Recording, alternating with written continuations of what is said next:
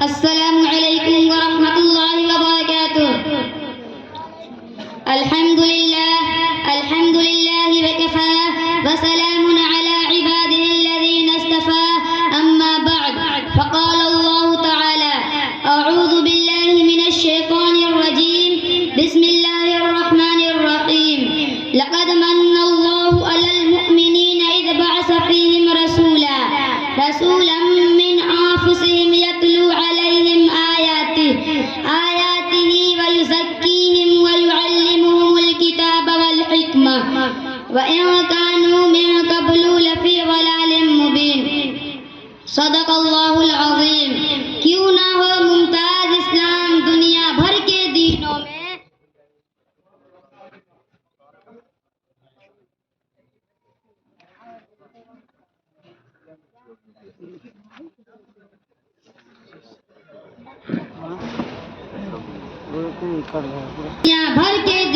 میں کیوں نہ ہو ممتاز اسلام دنیا بھر کے دینوں میں. وہاں مذہب کتابوں میں, یہاں قرآن سینوں میں.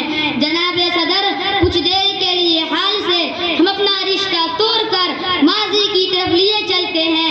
اس بھاگتی دوڑتی تیز رفتار اور ترقی یافتہ دور سے نظر ہٹا کر آج سے 1500 سال پیچھے چلتے ہیں. 15 صدیاں پیچھے جا کر ہم تاریخ کے صفحات کو کھنگالتے ہیں اور دیکھتے ہیں کہ اس وقت دنیا میں کیا تھا. تو اس وقت دنیا میں ہر جہاں جانب ظلمت تھی, اندھیرا ہی اندھیرا تھا, ظلم ہی ظلم تھا, جور و جفا عام تھا, زناکاری معیوب نہ تھی, شراب نوشی کا ماحول تھا, الغرض افراتفری تھی, اضطراب تھا, بے چینی تھی اور بدی کا راج تھا. کچھ کفر نے شعلے بھڑکائے, کچھ ظلم نے فتنے پھیلائے, سینوں میں عداوت جاگ اٹھی, انسان سے انسان ٹکرائے. پامال کیا برباد کیا کمزور کو طاقت والوں نے, جب ظلم ستم حد سے گزرے تشریف محمد لے آئے صلی اللہ علیہ وسلم. چونکہ رب کائنات کو اشرف المخلوقات پر رحم آ گیا تو اللہ نے اپنے نبی پیغمبر حضرت محمد عربی صلی اللہ علیہ وسلم کو رحمت للعالمین بنا کر بھیجا, اور آپ صلی اللہ علیہ وسلم کو قرآن کی صورت میں انسانیت کا دستور دیا, ہدایت کا منشور دیا اور راہ جنت کا نور دیا. چنانچہ قرآن نے شہر بدل دیے, گاؤں بدل دیے, عقائد بدل دیے, سیاحت بدل ڈالی, معاشرت بدل ڈالی, سخاوت بدل ڈالی, شجاعت بدل ڈالا, ظاہر بدل ڈالا, باطن بدل ڈالا. ڈاکو اور لٹیرے معصوم ہمدرد بن گئے, ظالم ستمگر عادل ہمدرد انسان بن گئے. جو ذرہ تھا وہ گوہر بن گیا, جو مدعو تھا وہ داعی بن گیا, خطرہ تھا دریا بن گیا, پیاسا تھا ساقی بن گیا, لوہا تھا پارس بن گیا, جاہل تھا عالم بن گیا, اور جو برا تھا وہ نیک بن گیا. ابو بکر تھا صدیق بن گیا, عمر تھا فاروق بن گیا, عثمان تھا ذی النورین بن گیا, علی تھا حیدر کرار بن گیا, معاویہ تھا کاتب وحی بن گیا, ابو عبیدہ تھا امین الامت بن گیا.